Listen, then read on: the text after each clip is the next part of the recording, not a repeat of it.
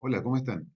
Bueno, estamos comenzando el último módulo de este curso, en el cual vamos a ver todo lo que tiene que ver con el sistema de gestión del sistema de laboratorio. En el punto uno de las generalidades dice, el laboratorio debe establecer, documentar, implementar y mantener un sistema de gestión que sea capaz de apoyar y demostrar el logro coherente de los requisitos de este documento y asegurar la calidad de los resultados del laboratorio, además de cumplir los requisitos de los capítulos 4 al 7. El laboratorio debe implementar un sistema de gestión de acuerdo con la opción A o la opción B. Bueno, el INN, el acreditador, pide que sea la opción A. O sea, vamos a ver en la lámina siguiente cuáles son las diferencias entre la opción A y la opción B. Y obviamente vamos a profundizar en la opción A. Acá están las dos opciones que nos propone la norma. Vamos a partir eh, viendo cuál es la opción B, que es la más sencilla, pero que el INN no la valida. Y luego vamos a analizar la opción A. La opción B dice, un laboratorio que ha establecido y mantiene un sistema de gestión de acuerdo con los requisitos de la norma ISO 9001 y que sea capaz de apoyar y demostrar el cumplimiento coherente de los requisitos de los capítulos 4 a 7. Cumple también, al menos, con la intención de los requisitos del sistema de gestión especificados en los apartados 8.2 a 8.9. Es decir, en el punto siguiente de este capítulo empieza a solicitar eh, 8 elementos que debemos cumplir. Si con una ISO 9001 los cumple, entonces, de acuerdo a esta norma, estamos ok. Pero, como les decía, el acreditador solicita que se haga con la opción A. Entonces, ahora, son opciones muy parecidas al final de cuentas, pero lo que está pidiendo es que tenga implementado un sistema de gestión propio. Entonces, está pidiendo que tenga la documentación del sistema, que tenga el control de los documentos, el control de los registros, las acciones para abordar los riesgos y las oportunidades, la mejora, acciones correctivas, auditorías internas y finalmente la revisión por la dirección. Vamos a ir viendo cada uno de estos elementos. Ok, el capítulo 8.2 con respecto a la documentación del sistema de gestión. La dirección del laboratorio debe establecer, documentar y mantener políticas y objetivos para el cumplimiento del propósito de este documento y debe asegurar que las políticas y objetivos se entienden e implementen en todos los niveles de la organización del laboratorio. Las políticas y objetivos deben abordar la competencia, la imparcialidad y la operación coherente del laboratorio. O sea, tiene que tener una política del sistema de gestión declarada, firmada, publicada, eh, compartida con todos y tienen que asegurarse que las personas del laboratorio la entienden. ¿Ya? También, si se cumple un objetivo, ya no es objetivo, ya está logrado, así que tiene que cambiarse. Eh, Puede ser un objetivo que se mantenga en el tiempo y que se vaya logrando cada vez, pero por ejemplo, si tienen como objetivo, eh, no sé, alcanzar 100 clientes, ya están los 100 clientes, entonces ahora nuestro objetivo debería ser 120 clientes, por ejemplo. ¿Sí? Eh, y es importante que los objetivos sean medibles y sean obviamente verificables. ¿Ya? La dirección del laboratorio debe suministrar evidencia del compromiso con el desarrollo y la implementación del sistema de gestión y con la mejora continuamente de su eficacia. Toda la documentación, procesos, sistemas, registros relacionados con el cumplimiento de los requisitos de este documento se deben incluir. referenciar o vincular al sistema de gestión. La mejor forma para hacer esto es tener un manual de gestión. Esta norma no pide manual, a diferencia de otras normas. Y también la ISO 9001 pasó a esta nueva estructura y sacó la exigencia del manual. Pero en mi experiencia es mejor tener un manual porque le da estructura al sistema y permite calzar todos los requisitos, referenciarlos y tener más control sobre el sistema. Por eso es más fácil tener un manual que no tenerlo. Eh, Finalmente, todo el personal involucrado en actividades de laboratorio debe tener acceso a las partes de la documentación del sistema de gestión y a la información relacionada que sea aplicable a sus responsabilidades.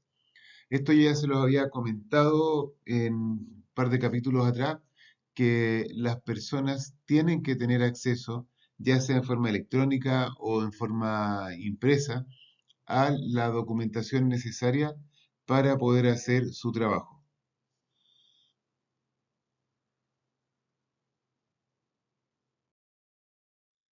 8.3. Control de documentos del sistema de gestión.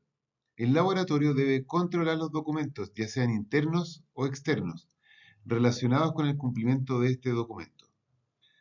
El laboratorio debe asegurarse de que los documentos se aprueban en cuanto a su adecuación antes de su emisión por personal autorizado. Los documentos se revisan periódicamente y se actualizan según sea necesario. Se identifican los cambios y el estado de revisión actual de los documentos. Las versiones pertinentes de los documentos aplicables están disponibles en los puntos de uso y cuando sea necesario se controla su distribución. Los documentos están identificados inequívocamente. Se previene el uso no intencionado de los documentos obsoletos y la identificación adecuada se aplica a estos si se conservan por cualquier propósito. En este contexto, documentos puede hacer referencia a declaraciones de política, procedimientos, especificaciones, instrucciones del fabricante, tablas de calibración, gráficos, libros de texto, póster, notificaciones, memorandos, dibujos, planos, etc. Estos pueden estar en varios medios, pueden ser impresos o digitales. ¿Ya? Documento se entiende como información y un soporte. ¿Ya? Puede ser una cinta, un cassette, ¿ah? Algo bien antiguo, o un DVD, un pendrive con información. Puede ser una foto, un póster, como sale ahí, o el manual, o una presentación en PowerPoint, un video. Todo eso se considera documento. ¿Qué es lo que pide este punto respecto al control de documentos? Que nos aseguremos que los documentos que son válidos, o sea, los emitió una persona que está autorizada, que están revisados, que están vigentes, que están disponibles en el punto de uso.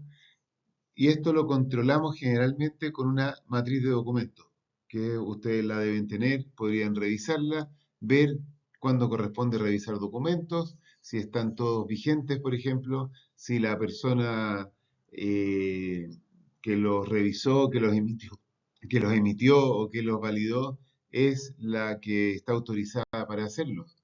En el procedimiento debería estar establecido quiénes son las personas autorizadas para emisión, para revisión o para aprobar documentos. Control de registros. El laboratorio debe establecer y conservar registros legibles para demostrar el cumplimiento de los requisitos de este documento. Comentario, no es lo mismo un registro que un formulario. El formulario está disponible para ser llenado y convertirse en un registro. ¿Ya? El laboratorio debe implementar los controles necesarios para la identificación, almacenamiento, protección, copia de seguridad, archivo, recuperación, tiempo de conservación y disposición de sus registros. El laboratorio debe conservar registros durante un periodo coherente con sus obligaciones contractuales. El acceso a estos registros debe ser coherente con los acuerdos de confidencialidad y los registros deben estar disponibles fácilmente. Bueno, la idea de esto es que ustedes definan cómo se van a identificar los registros, con un nombre, con un código, ¿Cómo se van a almacenar? ¿Van a estar en digital? ¿Van a estar en papel? ¿Van a estar en una bodega? ¿Van a estar en la oficina de alguien? ¿Cómo van a estar protegidos? Si son físicos, ¿van a estar bajo llave, con candado, en la oficina de alguien, en un mueble? Si están en digital, ¿van a estar en un solo computador? ¿Van a estar en una carpeta compartida? Acuérdense que si ocupamos una nube, tiene que ser una nube pagada, ¿cierto? Vamos a hacer copias de seguridad. ¿Cómo funcionan estas copias de seguridad? Si es una nube, la nube nos proporciona directamente la copia de seguridad y nos permite hacer recuperación cada cierto tiempo. O vamos a también hacer un respaldo en un disco duro para tener mayor tranquilidad. Eh, ¿Qué tipo de archivo vamos a ocupar? ¿Va a ser PDF? ¿Va a ser en Word, en Excel? Eh, ¿Cómo lo vamos a recuperar? Esta pregunta es con respecto al orden que va a tener la documentación. ¿Va a estar por nombre, por cliente, por fecha, por un correlativo? Tenemos que definir eso. ¿Cuánto tiempo se va a conservar? Y esta definición es propia de cada laboratorio y acá hay un requisito del acreditador que lo pide por lo menos 4 años. También hay requisitos legales con respecto a facturas, documentos contables, deben haber requisitos legales con respecto a entidades gubernamentales como el SAG o el Ministerio de Vivienda, por ejemplo, que podrían estar pidiendo algún tiempo de conservación mayor. Entonces, tenemos que tener claridad al respecto. Y finalmente están las disposiciones de los registros. Las disposiciones hacen referencia a qué voy a hacer yo con el documento o con el registro, más bien, que estamos en la parte de registro, una vez que termina su periodo de conservación. Entonces, se va a eliminar, se va a dejar guardado en otro lugar. eh, Tienen que definir eso. Y obviamente, lo que pide es que estén disponibles fácilmente, o sea, que yo pueda acceder a estos registros de manera rápida. Acciones para abordar riesgos y oportunidades. Aquí un poco de historia. Antes la norma tenía, o varias normas en realidad tenían acciones preventivas. Y como en general no se ocupaban las acciones preventivas, porque en realidad se hacían en las empresas, pero no se dejaba registro, se decidió por el comité que revisa las normas modificar esto y generar este capítulo que tiene que ver con acciones para abordar riesgos y oportunidades. Entonces, la invitación es a revisar el sistema, revisar qué riesgos hay asociados a cada una de las etapas, a las áreas, a los distintos elementos del sistema y también ver qué oportunidades de mejoras tenemos. Y eso nos va a llevar a tomar acciones preventivas. Entonces les voy leyendo lo que pide la norma. El laboratorio debe considerar los riesgos y las oportunidades asociados con las actividades del laboratorio para asegurar que el sistema de gestión logre sus resultados previstos, mejorar las oportunidades de lograr el propósito y los objetivos del laboratorio, prevenir o reducir los impactos indeseados y los incumplimientos potenciales en las actividades del laboratorio y lograr la mejora.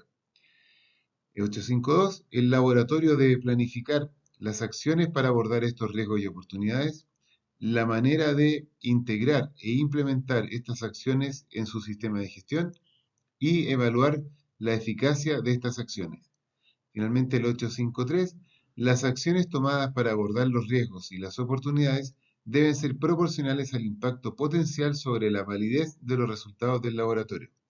Bueno, acá la respuesta a este punto es una matriz de riesgo en la cual vamos a analizar los riesgos asociados a nuestro sistema y tomar acciones dependiendo de la magnitud del riesgo. O sea, si tenemos un riesgo alto, la acción va a tener que ser más desarrollada, más compleja, más cara, lo que corresponda.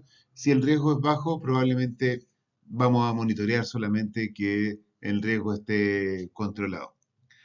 Entonces, acá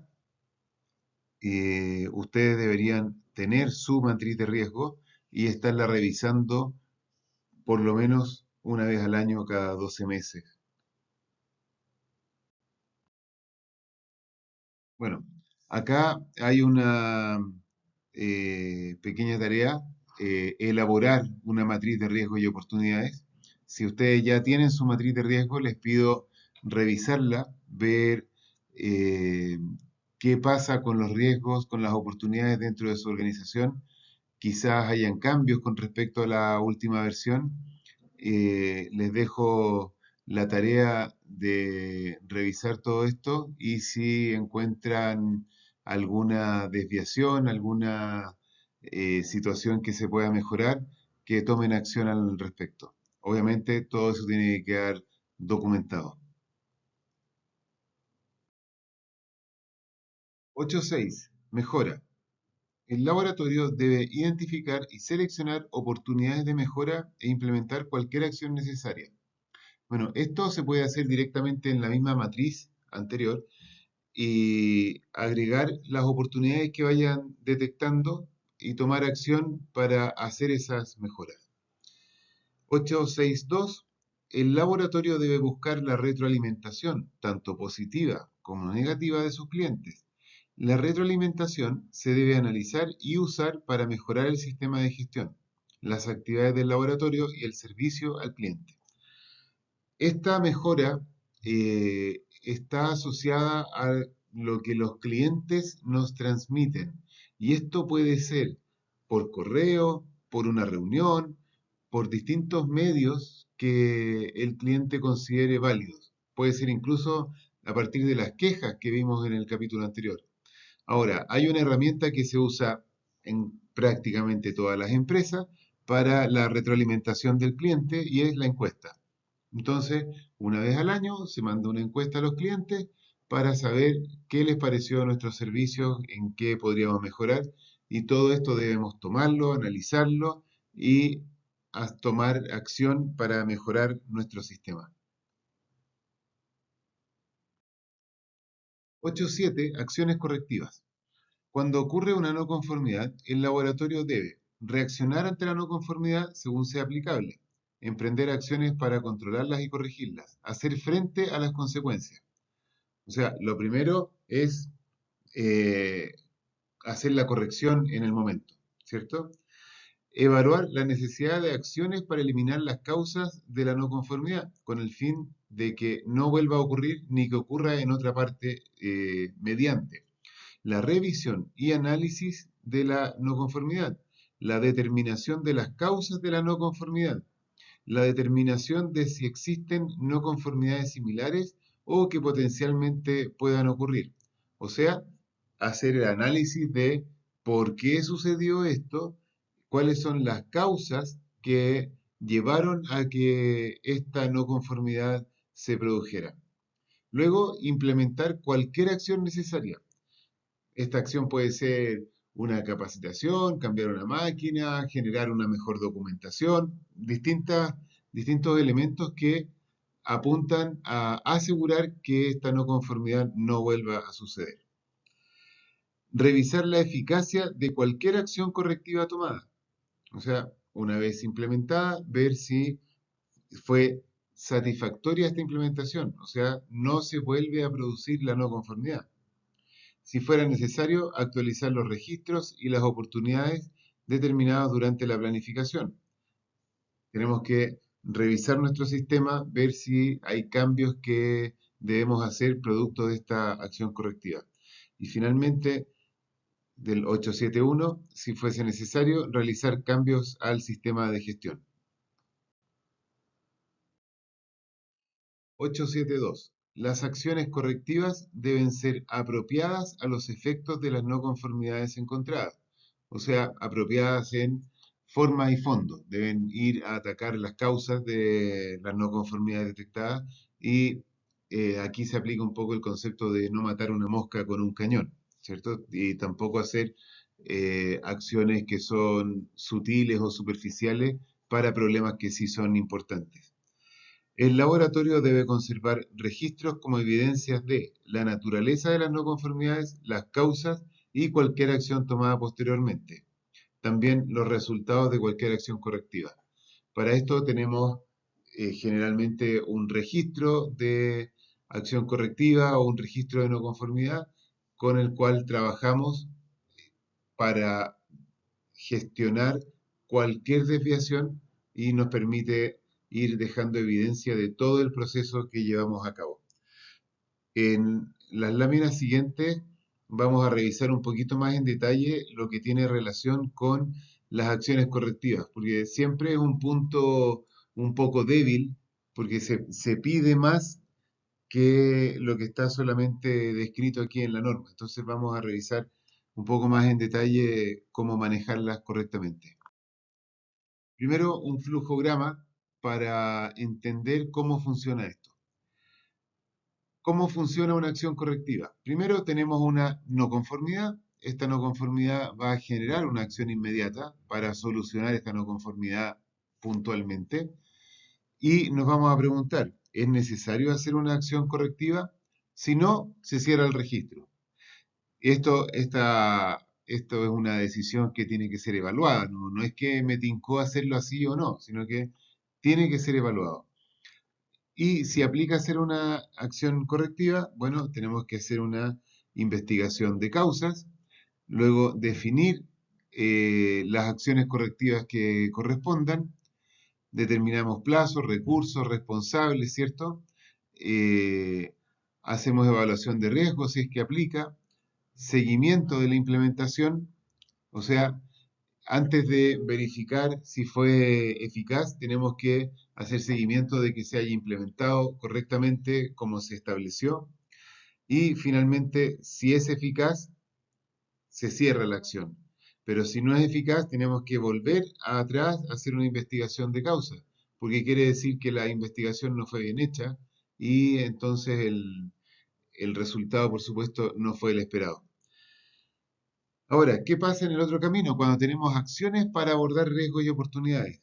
Ahí se nos presenta una potencial no conformidad. O sea, hay un riesgo que podría terminar en un problema. Entonces, ¿es necesario tomar una acción preventiva? No, se cierra. O sea, si es no, simplemente es porque el riesgo, la potencial no conformidad es muy baja, porque está controlado, porque tenemos otro tipo de acciones que nos están dando tranquilidad y no es necesario hacer algo adicional. Ahora, si es necesario hacer una acción preventiva, tenemos que investigar las potenciales causas, definir acciones preventivas y seguimos el mismo ciclo para la acción correctiva. Se determinan plazos responsables, se hace el seguimiento, se verifica la eficacia. Si es efectiva, se cierra la acción. Y si no es efectiva, volvemos a investigar las causas. Esto debería ir quedando registrado en nuestra matriz de riesgos y oportunidades y con eso tenemos todos nuestros riesgos controlados. Cuando encontramos un riesgo que es alto en la matriz, tenemos que trabajarlo y al final nos va a quedar con un riesgo residual, que es el que resulta luego de haber aplicado esta acción de, eh, ¿cómo se llama?, preventiva. ¿De dónde pueden surgir, aparecer las no conformidades? Tenemos muchas fuentes. Acá hay los ejemplos más comunes. De auditorías internas, de reclamos de clientes, de ensayos no conformes, desempeño del proceso o del sistema, incumplimientos legales, inspecciones que sean planeadas, de objetivos que no se han cumplido, evaluación de los proveedores, de incidentes, observaciones que están planeadas, de programas que no se están cumpliendo, de evaluación de contratistas, de enfermedades. Todo eso y algunas otras cosas más podrían convertirse en una no conformidad o en una observación. ¿Qué pasa con esto? Tenemos que hacer acciones correctivas o acciones preventivas. Estas deben ser revisadas en la revisión por la dirección y se definen recursos, se definen mejoras tanto en el proceso, en el sistema, mejoras también en el producto, o se pueden cambiar o mejorar las políticas y los objetivos del sistema. Esta es más o menos la fuente de detección y lo que pasa con las no conformidades y las acciones correctivas que vamos detectando. Cuando detectamos una no conformidad, es muy importante redactarla de manera correcta. ¿Qué pasa? A veces se redacta de forma incompleta y la persona que recibe esta no conformidad va a quedar sin entender porque le van a decir la mitad de la historia. Entonces, la invitación es hacer una redacción correcta, clara y precisa. Para esto se piden estos dos aspectos. Primero, la referencia al requisito que no se cumple. Dice, conviene repetir escuetamente parte de la frase textual donde se hace referencia en la norma o la documentación del sistema de gestión. Y la segunda parte, describir el hecho que no se cumple la exigencia del punto anterior. Debe describirse con precisión y claridad la evidencia objetiva que sustenta el incumplimiento de la norma o el documento del sistema de gestión.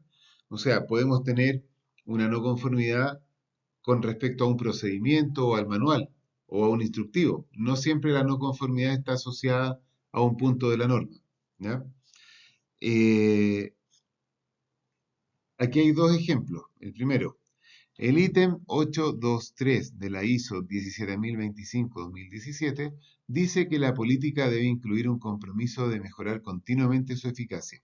Sin embargo, la política del laboratorio Corona, referencia manual SG página 5 de 28, no incluye dicho compromiso de mejora continua.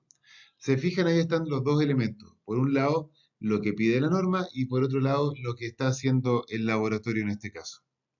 El segundo ejemplo, se evidencia que en Corona se realizan las evaluaciones periódicas de las competencias del personal en los meses de abril y octubre. Esto a pesar de que en el procedimiento de personal, del código, se indica que estas evaluaciones se deben realizar trimestralmente, lo que se relaciona con el requisito normativo 623 de la ISO 17025-2017. O sea, hay un incumplimiento del procedimiento y lo relacionan con el punto normativo, pero el incumplimiento es con el procedimiento. Se estableció que era 3 veces en el año y, perdón, trimestral, eh, sí, 3 veces en el año y se está haciendo solamente 2 veces en el año. Entonces ahí hay un error que quizás cambiaron y lo van a hacer 2 veces, pero no cambiaron el procedimiento. Entonces ahí corresponde a la parte de análisis de causa ver por qué están cometiendo ese error.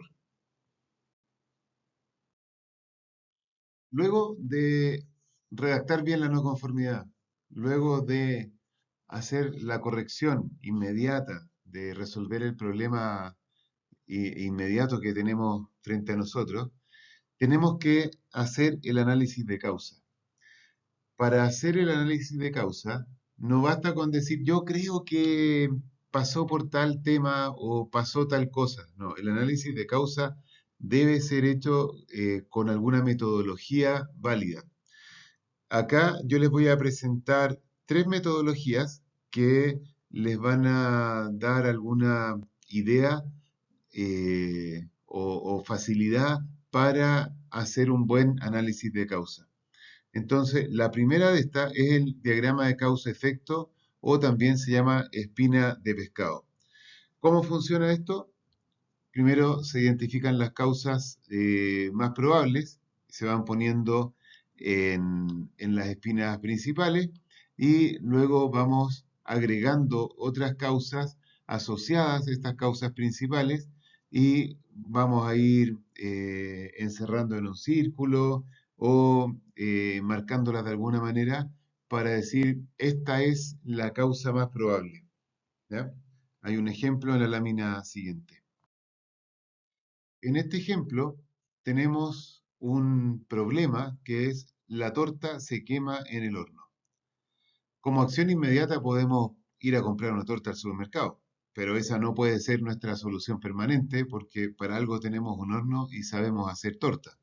Entonces vamos a utilizar las 5M como espinas principales, que es persona, man, en este caso esta M, equipo, que es machine, materiales, métodos y medio. Entonces vamos a ir asociando distintas posibles causas a cada una de estas espinas principales. Por ejemplo, para el lado de personal, no entender las recetas, en el equipo, falla del horno, medidor mal instalado, en métodos, mezcla sin revolver, horno sin enfriar del uso anterior a mayor temperatura, etcétera. Tenemos todas las posibles causas principales. Y después vamos a ir viendo cuáles son las causas secundarias. Por ejemplo, no entender la receta, pobre capacidad de lectura, barrera del idioma asociado a las personas. En el equipo podríamos tener el termostato roto, la válvula de temperatura está incorrecta, en materiales las instrucciones son confusas. Entonces, en función de este análisis, que tenemos muchas posibles causas, ustedes o la persona que está haciendo o las personas que están haciendo el análisis deberán elegir cuál es la que les hace más sentido. Quizás al desarrollar un poco más pueden ver que se repiten algunas situaciones y elegir trabajar por ese lado para hacer la acción correctiva. También tenemos los 5 por qué. ¿Cómo se utiliza? Normalmente, luego de realizar una lluvia de ideas o un diagrama de causa y efecto, podemos llegar a un elemento que lo queremos analizar con el 5 por qué. También se puede usar directamente, no es necesario combinar siempre. Podemos partir usando el 5 por qué desde la misma no conformidad. Eh, ¿Y cómo se hace? Tal como dice el nombre, nos preguntamos por qué 5 veces. A veces podemos avanzar más allá de los 5 por qué. Pueden ser 6 por qué, 7 por qué, porque no se ha logrado definir a veces en el quinto. En algunos casos me han preguntado si pueden ser al primer por qué, al segundo, al tercero.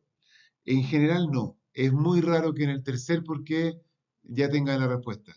Eh, Quiere decir que la pregunta quizás no está muy bien hecha, no está muy desarrollada. Y a veces llegamos a una respuesta que no tiene nada que ver. Tenemos que devolvernos a uno o dos por qué atrás y volver a avanzar en otro por qué. ¿Ya? Eh, no pregunten quién, ¿ya? Pregunten por qué. Y, y el por qué la respuesta no puede ser, por ejemplo, por falta de capacitación, porque la respuesta es capacitar. Podría ser por desconocimiento, ¿cierto?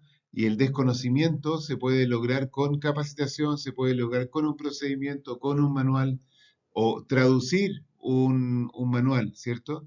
Entonces, eh, si nuestra respuesta al por qué es por falta de algo, estamos condicionando la respuesta. Ojo con eso. Acá tenemos un buen ejemplo de los 5 por qué. Se lo leo rápidamente. Se descubrió que el monumento a Lincoln se estaba deteriorando más rápido que cualquiera de los otros monumentos de Washington, D.C. ¿Por qué? Porque se limpiaba con más frecuencia que los otros documentos. Perdón, que los otros monumentos. ¿Por qué? Se limpiaba con más frecuencia porque había depósitos de pájaros más que cualquier otro monumento. ¿Por qué? Había más pájaros alrededor del monumento de Lincoln que en cualquier otro monumento. Particularmente la población era más numerosa. ¿Y por qué? Había más comida preferida por los gorriones en el monumento de Lincoln, especialmente ácaros. ¿Por qué? Descubrieron que la iluminación utilizada en el monumento de Lincoln era diferente a la de los otros monumentos y esta facilitaba la reproducción de ácaros. Entonces, la causa era la iluminación del monumento. La acción correctiva o solución era cambiar la iluminación. Fíjense que la acción correctiva podríamos decir que no tiene nada que ver con el problema, porque se estaba deteriorando por exceso de limpieza y la solución era cambiar la luz. Muy, muy simple. Pero si no se hace los 5 por qué, nunca se hubiese llegado a resolver que era ese el problema. Finalmente está la metodología de la lluvia de ideas. Esta metodología tiene aplicación cuando el análisis de causa es realizado por lo menos por tres personas. No, no pueden haber dos personas o una sola persona, ¿ya? Tiene que haber un moderador, todas las personas tienen que aportar ideas, todas las ideas se van anotando, no se critican las ideas y es libre. O sea, pueden decir cualquier cosa, todo vale. No hay nada absurdo, no hay nada fuera de lugar, todas las ideas valen. Eh, la idea es que ustedes den muchas ideas. Generalmente uno tira dos o tres y ya como que se seca, no tiene más opciones. Bueno, ahí es el momento cuando se pone interesante, cuando van dando la cuarta, la quinta, la sexta idea.